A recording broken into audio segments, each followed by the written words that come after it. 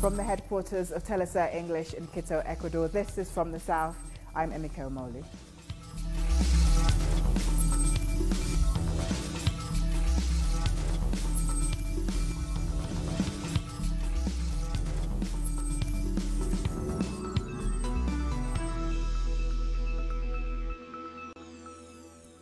We start in Nicaragua, where thousands of people have gathered in the capital, Managua, to support President Daniel Ortega. Demonstrators waved flags of the Sandinista National Liberation Front to show the government's support after 5 months of political crisis in the country.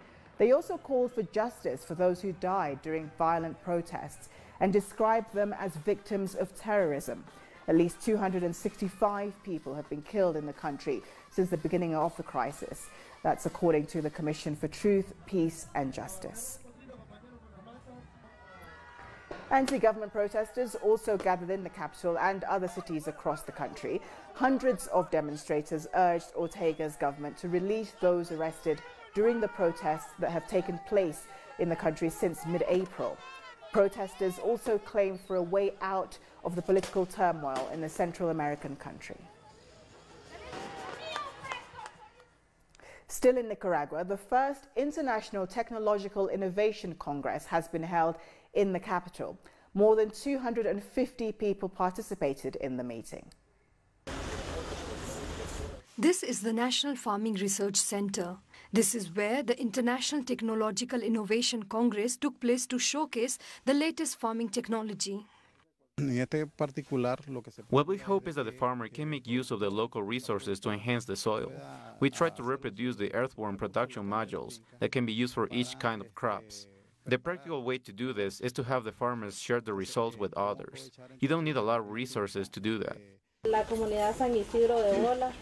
Karen is one of the 250 people who participated in this meeting. For the past 8 years, she has been cultivating crops like bananas, tomatoes, beans, corn, fruits and coffee. I prepare the organic compost at my farm and I have a better product, which means more money for me. An important part is the water collection. It enriches the vegetation. The land wins, and as a farmer of better and healthier crops, I win too. 9 international experts shared important technologies like strengthening the national strategy of bio-input through biotechnology and crafting biofabric at farms, as well as to work in the seed diversity and genetic enhancement. Technological innovations comes for different production areas as nutrition, pest control, post-crop management. The integration of these technologies is what helps the farmer to reach self-sustainability in terms of food and diversification of the crops, which helps to create an income. The next convention will take place in September and will focus on livestock. Colombia's President Ivan Duque has urged the National Liberation Army, or ELN, to release 3 soldiers the armed group kidnapped in order to continue the peace talks. Duque also asked the ELN to release another 6 people that are believed to have been kidnapped by the guerrilla group before any peace negotiation can proceed. The new president added that he will not accept any intimidation or blackmail as a mechanism to pressure his government.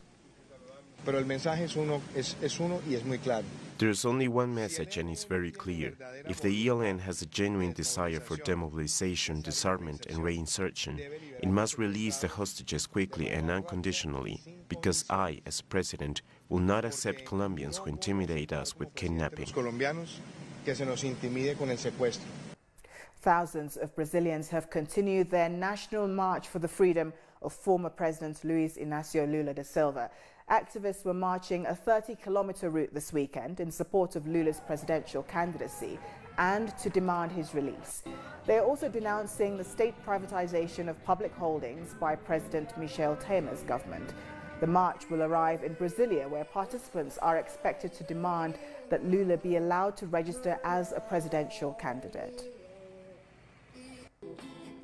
7 members of popular farmers' movements that are on hunger strike for Lula's freedom performed a religious ceremony near the Supreme Federal Court on Sunday. The hunger strikers haven't eaten in 13 days and say they will continue to strike until Lula is released. The activists are also denouncing the increase of poverty violence and the situation of public health in their country. Our correspondent in Brasilia, Andre Vieira, brings us more.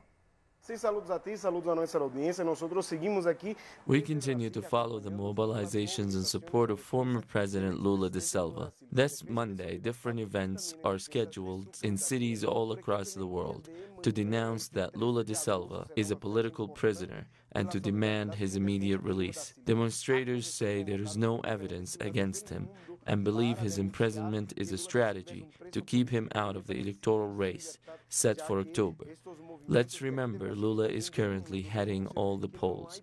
Here in Brasilia, the three groups formed by the landless movement continue to arrive to participate in a big event planned for Wednesday, where over 50,000 people are expected to attend. Also, the very same day, Lula's candidacy will be registered. On the other hand, 7 activists continue their hunger strike to pressure judges to release Lula, but also to denounce Michel Temer's policies. Activists say since Temer took office, 7 million people have reached extreme poverty and that there are 13 million people unemployed. They say the new neoliberal policies are having toxic effects on the Brazilian people. That's Andre Vieira reporting from Brasilia. Venezuelan President Nicolas Maduro has presented new evidence in the investigation on the August 4th attack against him. Maduro presented images of cabins in Colombia in the region of Chinacota in Santander, taken from the phones of the alleged authors of the assassination attempt. The photos show the place where the accused performed training exercises with the drones used in the attack. Authorities have begun a request for the extradition of those involved in the attack who are now in Peru. Maduro met with generals and military command of the Bolivarian National Armed Force on Saturday. The government has ensured that it would accept the FBI's cooperation. What has the U.S. government done? They offered the cooperation of the FBI in this matter.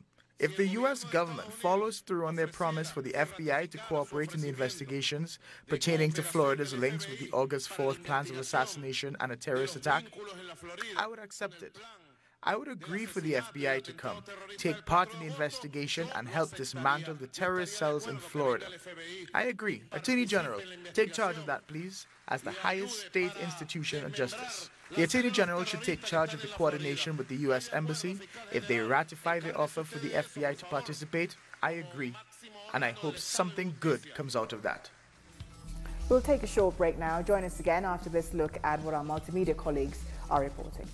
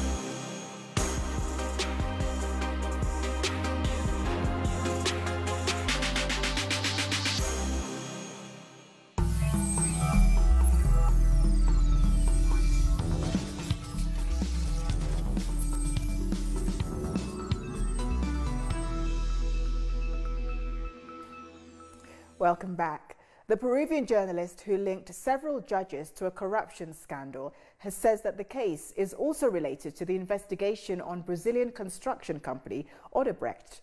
Journalist Gustavo Gorriti said he is positive that if the general prosecutor manages to relaunch the investigation on Odebrecht's corruption scandal, he will find links between the two cases. Gorriti released several audio recordings in which several judges appear to arrange lenient sentences in exchange for favors. If the Lava Jato investigation is done well, it will reveal a lot of information that many people who, up until now, have managed to keep them from getting out will have to confront justice. Also in Peru, hundreds of people, mostly women, took to the streets of the capital Lima to demand a reform to the justice system. Demonstrators marched for women victims of violence and demanded sexual and reproductive rights to be debated in Congress.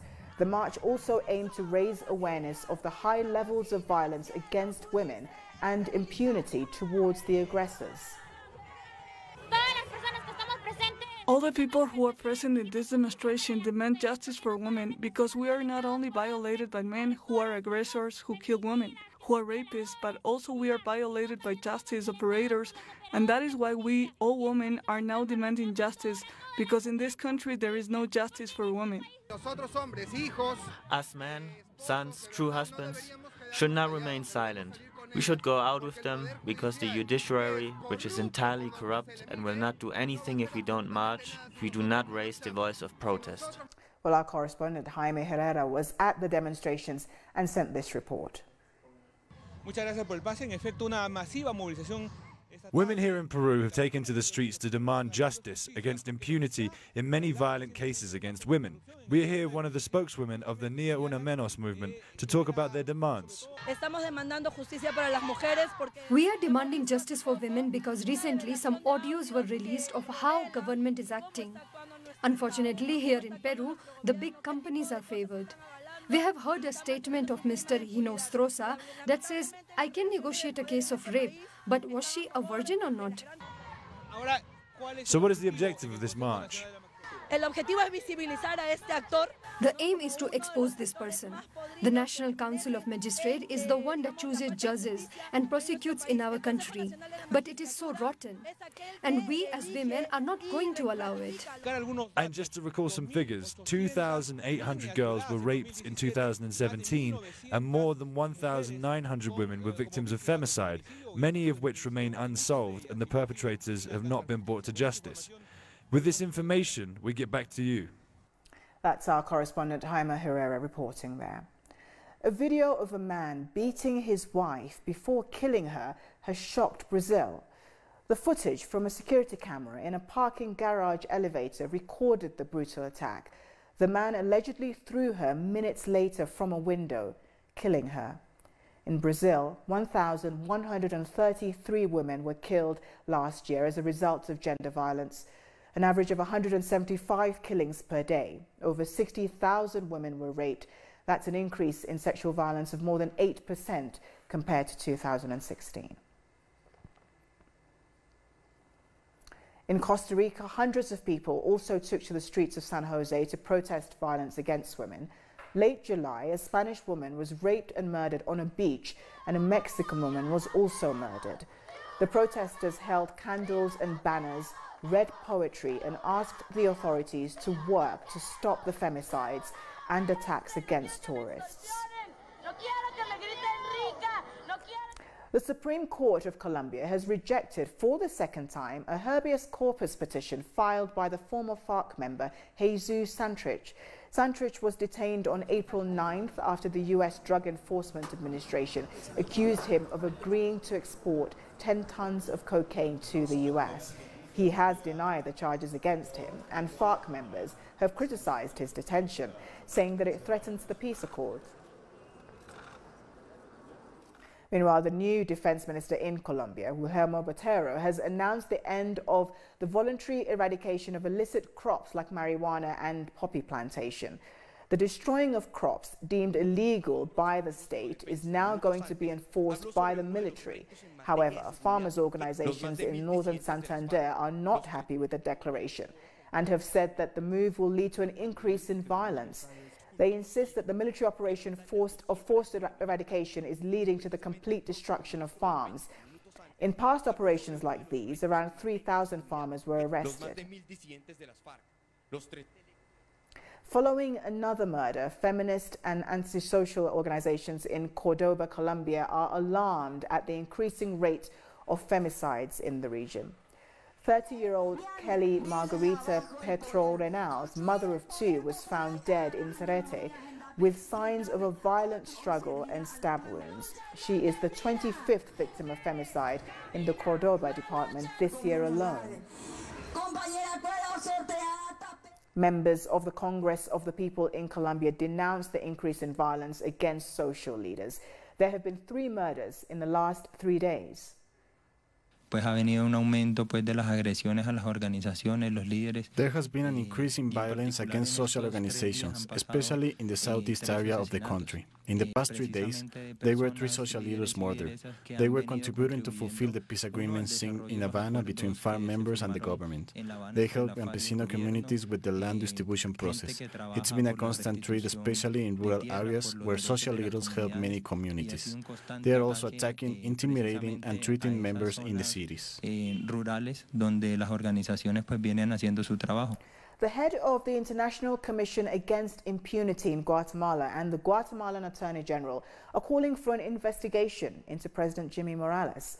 The president is suspected of illegally financing his 2015 campaign. The Attorney General said they found new evidence that points to Morales failing to report almost $1 million to the Electoral Authority. Authorities are also seeking to have some of the president's privileges removed. Morales has said that he will rely on the institutions to carry out the investigation fairly. We request a preliminary hearing against Mr. Jimmy Morales, President of the Republic of Guatemala, for facts related to his capacity as National Secretary of the political party National Convergence Front. It was established that Mr. Jimmy Morales, in his capacity as General Secretary, did not report the contribution of funds which went to the payment of the electoral prosecutors and the printing of flyers that contributed to his campaign. Thousands of protesters have flooded the streets of the capital of the Dominican Republic in a demonstration over corruption. Demonstrators dressed in the green color of the country's environmental movement carried banners demanding an end to impunity. They peacefully marched through major avenues in Santo Domingo and chanted demands for the president and other top officials to resign. The protest represented the widespread discontent in the country since last year's revelations that executives from Brazilian engineering company Odebrecht paid $92 million in bribes to officials from the country. A judge in Mexico has ordered the Public Prosecutor's Office to reopen the Talatia massacre file. The case relates to allegations of extrajudicial killing of 22 suspected gang members by the military in June 2014. The judicial power has concluded that the authorities in charge of the investigation have not clarified details of the massacre.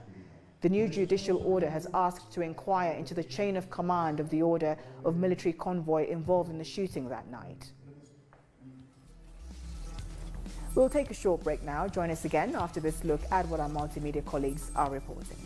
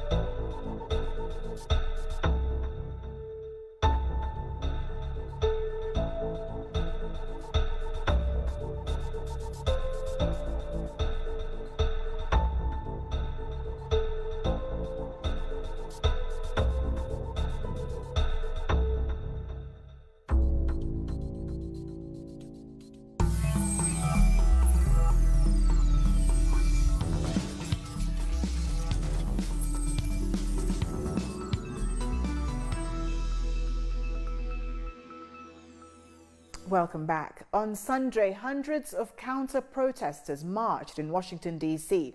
against the white supremacist rally outside the White House. Washington police closed streets and threw a ring of steel across a public park to make sure that the white supremacists and counter-protesters did not clash. Black Lives Matter activists were out in force against the far-right rally to send out a strong message against white supremacy. The rally came just a year after activist Heather Heyer was killed in Charlottesville, Virginia by a far-right demonstrator who drove his car into a crowd of counter-protesters. It's a trick. Don't fight negative with negative. Pour so much love out your heart that they've got all they can do is swallow it. That's right. We smarter. Black is beautiful. Black is resilient. Black is intelligent. Black is survivors. Black is legendary. Black is powerful. Black, we got longevity. Look at our skin. Black don't crack, baby. Counting is underway in Mali after polls closed in the presidential runoff between Presidents Ibrahim Boubacar Keïta and former Finance Minister Soumaïla Cissé. A polling station chief was killed by suspected jihadists and over 100 stations closed, despite security being drastically boosted ahead of the elections. The first round vote on July 29th was marred by violence and threats from armed groups, but no casualties have been reported. Local observers say voter turnout was low amid heavy rains in several regions. Results are expected to be announced in 5 days. A funeral for the children killed in Yemen has taken place. Here's more on that and a look at the other stories making the headlines from around the world. Tens of thousands of Yemenis attended a mass funeral that killed 51 people, 40 of whom were children. The Yemeni health minister stressed that the massacre is being covered up by the United States and Israel. The Saudi-led coalition has since promised to investigate the incident while insisting they bear no responsibility for it. Britain's Sikh separatists gathered in London on Sunday to demand a referendum for an independent state in Punjab province, India.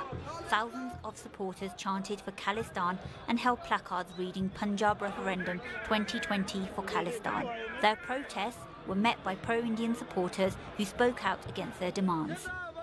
We're here to commemorate, obviously, the London Declaration. It's a non-binding referendum.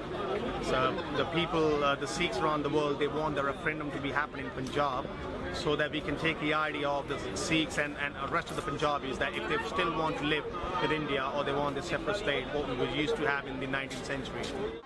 Tens of thousands of people protested on Saturday in the Romanian capital of Bucharest for a second day as part of ongoing national rallies against corruption. On Friday, 100,000 people demonstrated. Over 450 people were injured and around 30 were arrested. People are demanding the resignation of the government and reject attempts to decriminalise several corruption offences. Demonstrators also reject the removal of a leading corruption investigator from office.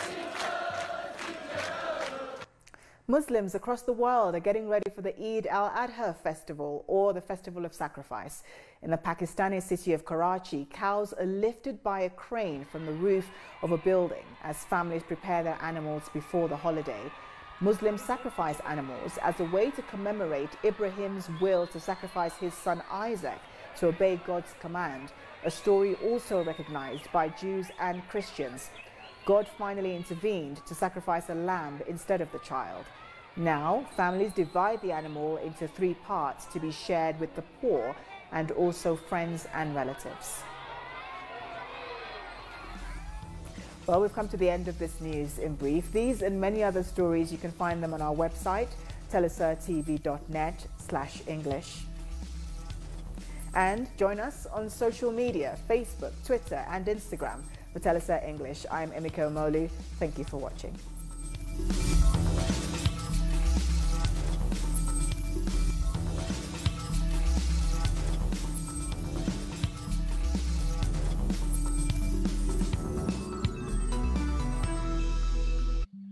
A quest in the nature to find their roots. Nosotros somos parte de un mismo mundo, somos parte de la Pachamama, ¿no?